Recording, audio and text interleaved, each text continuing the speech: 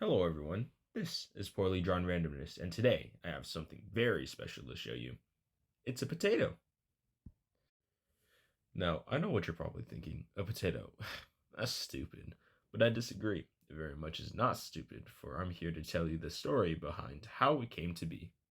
When I think of how many ways the potato can be cooked, I think of that one scene from Forrest Gump when Bubba spends hours about shrimp. Similarly, there are raw taters, baked taters, fried taters, juice taters, candy taters, mashed taters, smoked taters, to soup taters, boiled taters, pocket taters, scallop taters, and dishwasher taters. This is a story not only about the delicious little spud on your dinner plate, but also how it saved countless lives all across Europe. So, the potato is part of the nightshade family of plants, where the majority of its relatives are poisonous. This is important later, but here are some well known examples of the non poisonous cousins of the potato: the eggplant, tomato, okra, tobacco, and ashwagandha. So, we start in the Americas, where it was cultivated almost 10,000 years ago by the Mesoamerican people inhabiting the place at the time. The Incas were the first people that were well documented when it came to the potato. Fast forward a few thousand years, and we get to the Spanish. They came across a tuber when they were doing conquistador stuff and basically said, hey, this potato is pretty good. So they brought it back to Europe to show off all the other gifts that they got from America. Now, initially the potato wasn't very popular among Europeans, only really being used as houseplants because of their pretty flowers. The flowers were so popular, in fact, that Marie Antoinette put bouquets of these in her hair as well as all the other random crap she did with it.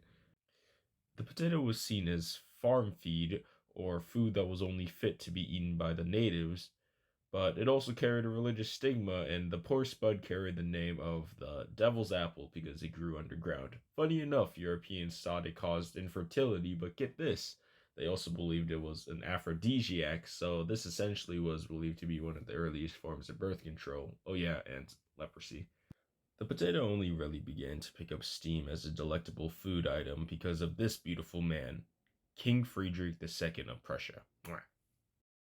During around the mid 1700s, King Friedrich realized that the people were starving with the dumb grains they had in Europe at the time.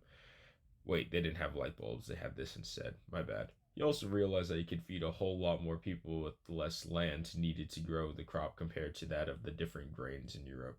This stands true to this day, for potatoes are one of the most efficient when it comes to calories per acre. Also, the potato can literally grow in shit dirt, as seen in the movie The Martian. So, to try to convince all of his subjects to eat the devil's apple, he planned massive potato-based feasts and had it heavily publicized, where he said, oh my god, this potato stuff is freaking amazing. You guys should try it. Naturally, the people who heard about this were thinking to themselves, if the king loves it so much, then maybe it isn't so bad after all.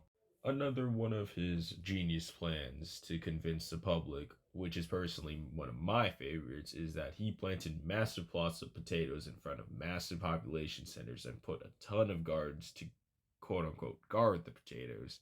Now, everyone knows that what's guarded is precious, right? That's why we have robberies and stuff like that. But in this case, the guards were specifically ordered not to do anything if the people came in to steal the spud to eat.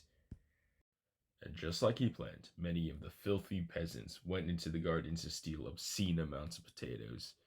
This is when people actually began to realize the many uses of the tuber, and thus began the rise of the potato in Western culture.